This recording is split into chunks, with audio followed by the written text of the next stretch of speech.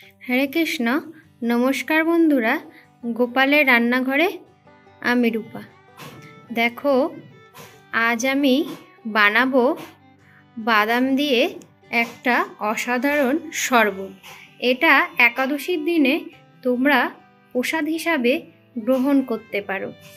গরমের দিনে ঠান্ডা ঠান্ডা শরবত একাদশীর দিনে খুবই ভালো লাগবে। দেখো, প্রথমে আমি বাদামগুলো মিক্সিং জারে দিয়ে দিলাম। দিয়ে দিচ্ছি পরিমাণ মতো চিনি,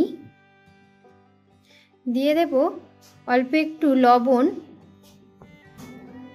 দেখো, চিনি, লবণ, বাদাম সব কিছু একসঙ্গে ভালো করে আমি পেস্ট করে নিয়েছি।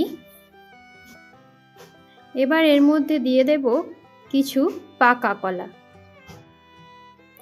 দিয়ে দিচ্ছি কিছুটা দুধ।